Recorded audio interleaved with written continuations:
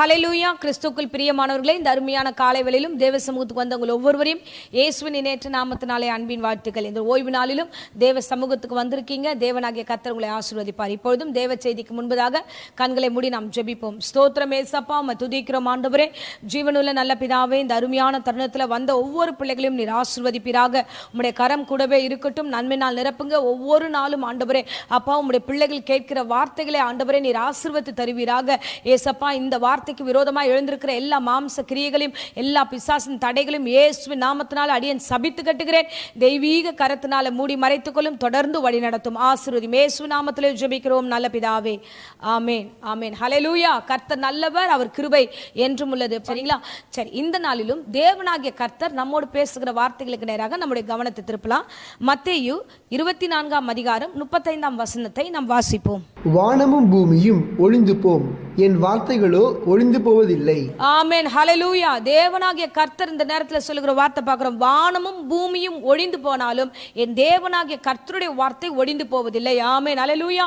வார்த்தை ரொம்ப அவசியம். வார்த்தை ரொம்ப அவசியம். என் ரட்சகர் தம்முடைய வார்த்தையினாலே எல்லாவற்றையும் நிலைப்படுத்துகிற தேவனாக இருக்கிறார். ஆமென், ஹல்லேலூயா. ஒழுங்கினமா இருந்த இந்த பூமியை கர்த்தர் தாமே வெளிச்சம் உண்டாக கடவுது என்றார். ஒழுங்கினத்தை எல்லாவற்றையும் மாற்றினார். இந்த உலகத்தில் வெளிச்சத்தை கொண்டு வந்தார். சூழ்நிலைகளை மாற்றினார். அவருடைய ஒவ்வொரு வார்த்தைகளும் ஒவ்வொரு கிரியைகளை உருவாக்கியது, ஒவ்வொரு காரியத்தை உருவாக்கியது. ஆமென், ஹல்லேலூயா. அப்படிப்பட்ட தேவன் இந்த நாட்கள்ல நம்மளோடு இந்த வசனத்தோடு பேசுகிறார்னா அவருடைய வார்த்தையை நமக்கு அனுப்பி அந்த வார்த்தையினால நம்மை ஆசீர்வதிக்கிற தேவனாய் இருக்கிறார். ஆமென், ஹல்லேலூயா. சோ எப்பேற்பட்ட வார்த்தை தெரியுமா? 1 பேதுரு 1ஆம் அதிகாரம் 25ஆம் வசனத்துல வாசிக்கிறோம். கர்த்தருடைய வசனமோ என்றென்றைக்கும் நிலைத்திருக்கும். ஆமென், ஹல்லேலூயா.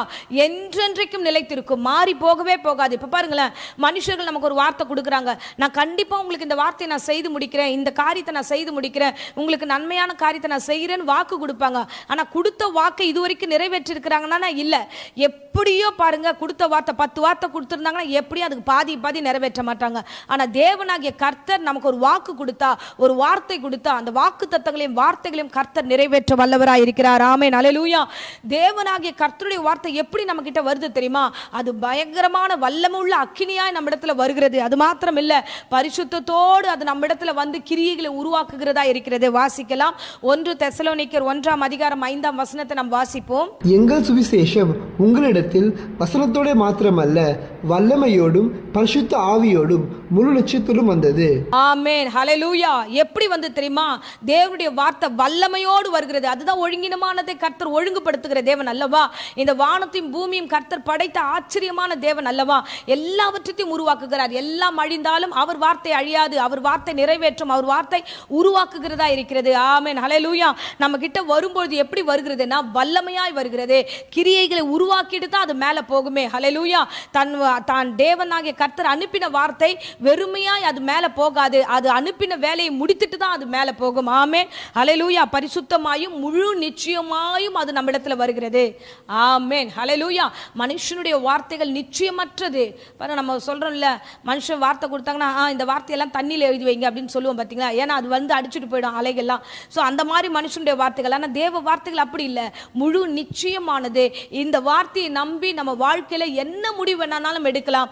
எல்லாவற்றையும் கர்த்தர் மாற்றக்கூடியவர், அற்புதமாய் காரியங்களை நடத்தக்கூடியவர். அப்படிதான் வேதாகமத்தில் பழைய ஏற்பாட்டு காலத்திலிருந்து புதிய ஏற்பாடு வரைக்கும் நம்ம பார்க்கிறோம். இன்று நாள் வரைக்கும் தேவனுடைய வார்த்தைகள் நிறைய காரியத்தை உருவாக்கி கொண்டே இருக்கிறது. ஆமென், ஹல்லேலூயா. இஸ்ரவேல் ஜனங்கள் அடிமைத்தனத்தில் இருக்கும்போது அவர்களை வெளியே கொண்டு வந்தும் தேவனுடைய வார்த்தை தான். அந்த வார்த்தை அடிமைத்தனத்தில் இருக்கிறவர்களை விடுதலையாக்கினார். சிறையிருப்பிலிருந்து கர்த்தர் விடுதலையாக்கினார். அவர்களை வழி நடத்தினார். ஆமென், ஹல்லேலூயா. கடினமான பார்வோனுடைய இருதயத்தை கர்த்தருடைய வார்த்தை உடைத்தது. அந்த இருதயம் உடைக்கப்பட்டு அவர்கள் ஜனங்கள் எல்லாம் வெளியே வந்தார்கள். அற்புதமான காட்சிகளை கர்த்தர் அவருடைய வார்த்தையினாலே நிறைவேற்றினார். ஆமென், ஹல்லேலூயா. சோ இஸ்ரவேல் ஜனங்களுக்கு மத்தியில தேவன் அநேக அற்புதங்களை செய்த தேவனாக இருக்கிறார். ஆமென். எப்பேற்பட்ட இருதயத்தையும் அவர் உடைப்பார். எப்பேற்பட்ட கற்பாறை போன்ற உள்ளங்களையும் அவர் உடைக்க வல்லமுள்ள தேவனாக இருக்கிறார். நம்ம அதுதான் வசனத்துல வாசிக்கிறோம். எரேமியா 23ஆம் அதிகாரம் 29ஆம் வசனத்துல நம்ம வாசிக்கிறோம். என் வார்த்தை அக்கினியை போலும் கண்மலை நொறுக்கும் சம்மட்டியைப் போலும் இருக்கிறதல்லவோ. ஆமென், ஹalleluya. அக்கினியை போலவும் ஒரு வார்த்தை வரும்போது அது மனுஷனை எரித்திடும், அந்த காரியங்கள் எல்லாம் எரித்திடும், ஒன்றுமில்லாமல் போகும். எதிரடையா என்ன இருந்தாலும் அது எரிக்கக்கூடியதா இருக்கிறது, அக்கினியாய் கடந்து வரக்கூடியதா இருக்குது. அடுத்து சொல்லுகிறது சம்மட்டியை போல, கண்மலை நொறுக்கும் சம்மட்டி. சம்மட்டினா போட்டு எவ்வளவு பெரிய கல்லு பாறைகளா இருந்தால் நம்ம எப்படி போட்டு அடிச்சு அதை உடைக்கிறோமோ அந்த மாதிரி கர்த்தருடைய வார்த்தை வந்தவுடனே முன்பதாக இருக்கிற கண்மலை உடையும். அப்படின்னா என்ன தெரியுமா, நம்மளை சுற்றி இருக்கிற இருதய கடினம் உள்ள ஜனங்கள், ஒரு தாயா இருக்கலாம், தகப்பனா இருக்கலாம், சகோதரா இருக்கலாம், வேலை செய்கிற இடத்துல இருக்கிற எஜமானா இருக்கலாம், உங்களை வந்து துன்பப்படுத்துகிறவர்களாக இருக்கலாம். அவங்களுடைய இருதயம் எல்லாம் நீங்க என்ன சொன்னாலும் நம்மள கடினப்பட்டு இருக்கிறது. ரட்சகர் இருக்கிறார், அவர் உனக்காக ஜீவனை கொடுத்திருக்கிறார், நம்ம என்ன சொன்னாலும் ஒரு சில விதமான கடினமான ஒரு சூழ்நிலையில் இருப்பார்கள். அப்பேற்பட்டுடைய இருதயத்தை கர்த்தர் உடைப்பார். வசனம் சொல்லுது சம்மட்டியை போல அவருடைய வார்த்தை அடிச்ச உடனே அந்த பிளக்கத்தக்கதாக, இருதயங்கள் உடைக்கத்தக்கதாக, சூழ்நிலைகளை மாற்றத்தக்கதாக கர்த்தர் செய்வார். ஆமென், அல்லேலூயா. என் தேவன் நல்லவர். இந்த வார்த்தையை நம்புங்க. ஆமென். எத்தனை மனுஷனுடைய வார்த்தையை நம்புறோம், எவ்வளவு பணம் செலவு பண்ணியிருப்போம், எவ்வளவு டைம் ஸ்பெண்ட் பண்ணியிருப்போம், எவ்வளவு வார்த்தைகளை நம்பி அவங்க கூட எல்லாம் நீங்க போயிருப்பீங்க. ஆனா ஒரு நாள் எல்லாம் விட்டுட்டு போனதுக்கு அப்புறம், வெறுமையானதுக்கு அப்புறம் இப்படி திரும்பி வருகிறோமே பாருங்க. மனுஷனை நம்புவதை விட்டு தேவன் பேரில், சத்தியத்தின் பேர்ல நீங்க நிலைத்திருங்க. அவர் உங்களுக்கு வாக்கு கொடுத்தா எடுத்து நடத்துங்க. அவர் வாக்கு கொடுத்தா அடுத்து கடந்து போங்க. மனுஷன் சொல்லுவான் இந்த வார்த்தை நல்லா இல்ல, இது வேணாம், இது செய்யாதனும், ஆனா கர்த்தர் அதை செய்யினா நீங்க செய்யணும். ஆமென், ஹல்லேலூயா. மனுஷ வார்த்தைகளை பிடித்து கொண்டிருக்கிறோம், மனுஷங்கிட்ட போய் நல்ல சஜஷன் கேட்கிறோம், அவங்க சொல்றதெல்லாம் கரெக்ட் நம்ம நினைக்கிறோம். ஏன்னா அவங்க நம்ம கண்ணு முன்னாடி இருக்காங்க, அதனால அவங்க சொல்றதெல்லாம் கேட்கிறோம். ஹல்லேலூயா. அதனால தான் பிரச்சனை வரும்போது அவங்க விட்டுட்டு ஓடிடுறாங்க. ஆகையால நாம நம்முடைய வாழ்க்கையின் பயணத்துல, நம்முடைய வேலையின் காரியங்கள்ல, நம்முடைய ஊழியத்தின் பாதையில கர்த்தர் என்ன வார்த்தை கொடுக்கிறார், கர்த்தர் வாக்குத்தத்தம் என்ன கொடுத்திருக்கிறார், நீங்க உபவாசம் வச்சு போயிட்டு இருக்கீங்க, கர்த்தர் என்ன பேசுகிறார் அதை கையில வச்சுக்கோங்க. அவர்கள் ஒரு நாளும் பாருங்க, அந்த வார்த்தைகள் ஒரு நாளும் ஒழிந்து போவதில்லை. யார் ஒழிந்தாலும், யாருடைய வார்த்தை ஒழிந்தாலும் கர்த்தருடைய வார்த்தை ஒரு நாளும் ஒழியாது. கர்த்தர் உங்கள் வாழ்க்கையில பெரிய கிரிகளை செய்வார். ஆமென், அல்லேலூயா. கடினப்பட்ட இருதயம் உள்ள ஜனங்க கிட்டயே போய் நம்ம திரும்ப திரும்ப திரும்ப நிக்கிறோம். இல்ல, நீங்க ஒரு நிமிஷம் திரும்பி கர்த்தரை நோக்கி பாருங்க, கர்த்தரை நோக்கி பாருங்க, ஜெபம் பண்ணுங்க. ஜெபம் பண்ணிட்டு நீங்க திரும்பும்போது கடினமான இருதயத்தை சம்மட்டியை போல அடித்து உடைக்கிற போல கர்த்தருடைய வார்த்தை போகும். மனுஷனுடைய காரியங்கள் எல்லாம் மாறுதலா மாறும். அப்படிதான் இஸ்ரவேல் ஜனங்களுடைய வழியில பாத்தீங்கன்னா ஒரு முறை அவர்கள் கடந்து வருகிறார்கள். அவர்கள் வழியில வனாந்தத்துல வரும்போது ஒரு பெரிய தடை அவர்களுக்கு வருகிறது. அவங்க வழியில வனாந்தத்துல வரும்போது அவங்களுக்கு தண்ணீர் தேவைப்படுகிறது, அங்க தண்ணி இல்ல. இப்பேற்பட்ட சூழலில் ஜனங்கள் புலம்ப ஆரம்பிக்கிறார்கள், மோசேக்கு விரோதமா பேச ஆரம்பிக்கிறார்கள். ஐயோ, இந்த வனாந்தத்துல கொண்டு வந்து எங்களை விட்டுட்டீங்களேன்னு சொல்லிட்டு புலம்பும் போது மோசே தேவனை நோக்கி ஜெபிக்கிறார். ஆண்டவரே, இந்த ஜனங்களுக்கு முன்பதாக நான் என்ன பண்ணுவேன், இந்த வனாந்தரத்துல நான் என்ன பண்ணுவேன், இவ்வளோ பேருக்கு நான் தண்ணிக்கு எங்க போகணுவது. கர்த்தராகிய தேவன் பேசுகிறார். யாத்திராகம் 17ஆம் அதிகாரம் 6ஆம் வசனத்துல நம்ம வாசிக்கிறோம். அங்கே ஓரேபிலே நான் உனக்கு முன்பாக கண்மலையின் மேல் நிற்பேன், நீ அந்த கண்மலையை அடி, அப்பொழுது ஜனங்கள் குடிக்க அதிலிருந்து தண்ணீர் புறப்படும் என்றார். ஆமென், ஹல்லேலூயா. பாருங்க, ஓரேபில நான் நிப்பேன், நீ போய் அந்த கண்மலையை போய் ஒரு அடி அடித்தா அங்கிருந்து தண்ணி வரும் சொல்லும்போது அந்த வனாந்தரத்துல ஜனங்க புலம்புற இடத்துல கர்த்தர் அந்த கண்மலையிலிருந்து தண்ணீரை வர வைத்தார். ஆமென், ஹல்லேலூயா. சோ இந்த புலம்பலான வாழ்க்கையில இருக்கீங்களா, எல்லா புலம்பலோட சுத்திட்டு இருக்கீங்களா, என்ன பண்றதுன்னு தெரியலையா, தேவன் மட்டும்தான். அந்த உபவாச ஜபத்தை விட்டுறாதீங்க, ஆண்டவரோட முழங்கால் படிட்டு போராடுங்க. கர்த்தர் வார்த்தை கொடுப்பார், அந்த வார்த்தை உங்கள் வாழ்க்கையில பெரிய கிரியைகளை உண்டாக்கும். இஸ்ரவேல் ஜனங்களுக்கிட்ட ஆண்டவர் பேசினார், அந்த கண்மலை அடி என்னும் போது அந்த கோலினாலே அவன் தட்டுகிறான், அந்த போட்டு அடிச்ச உடனே தண்ணி வருகிறது. அநேக ஜனங்கள் அந்த சூழ்நிலையில எல்லா கிரியையும் கர்த்தர் மாற்றினார். ஆமென். கண்மலையை பிளக்குகிற தேவன் உங்கள் மத்தியில் இருக்கிறார். உங்கள் வீட்டின் சூழ்நிலையின் இருதய கடினங்களை உடைக்கிறவர் தேவன் உங்கள் மத்தியில் இருக்கிறார். எல்லாவற்றும் அவர் மாற்றுவார். உங்கள் வீட்டிலிருந்து ஜெபிக்கிற ஜெபங்களை கர்த்தர் நிச்சயமாய் கேட்டு உங்களை ஆசீர்வதிப்பார். பாருங்க, இது மாத்திரம் அல்ல, உலர்ந்து போய் ஒன்றும் இல்லாத இடத்திலையும் கர்த்தருடைய வார்த்தை உள்ள போகும்போதே எல்லாம் உயிரடைகிறது என்று வேதம் சொல்லுகிறது. வாசிக்கலாம். எசேக்கியேல் 37ஆம் அதிகாரம் 6ஆம் வசனத்தை வாசிச்சோம் என்றால், ஒரு பள்ளத்தாக்கு எங்கும் பார்த்தீங்கன்னா வெறும் எலும்புகுடு, அங்க சதை இல்லை, நரம்பு இல்லை, ஒன்றும் இல்லை, பள்ளத்தாக்கு முழுக்க இருக்கிறது. அந்த இடத்துல எசேக்கியேலை கொண்டு போய் தேவன் நிறுத்துகிறார். நின்ற உடனே அதை பார்க்க சொல்றார், இது பார், இதெல்லாம் உயிரடையுமா அப்படின்னும் போது, ஆண்டவரே எனக்கு தெரியாது, அது உமக்கு தான் தெரியும் சொல்றாரு. அப்ப கர்த்தர் சொல்றாரு, நீ இதை பார்த்து நீ வந்து தீர்க்கதரிசனம் உரைக்க வேண்டும் என்று ஆண்டவர் வார்த்தையை கொடுக்கிறார். வாசிக்கலாம். 37ஆம் அதிகாரம் 6ஆம் வசனம். நான் உங்கள் மேல் நரம்புகளை சேர்த்து உங்கள் மேல் மாம்சத்தை உண்டாக்கி உங்களை தோளினால் மூடி உங்களில் ஆவியை கட்டளையிடுவேன், அப்பொழுது நீங்கள் உயிரடைந்து நான் கர்த்தர் என்று அறிந்து கொள்வீர்கள் என்று உரைக்கிறார் என்று சொல் என்றார். ஆமென். அதிலே 10வது வசனத்தை வாசிப்போம். எனக்கு கற்பிக்கப்பட்டபடி நான் தீர்க்கதரிசனம் உரைத்தேன்.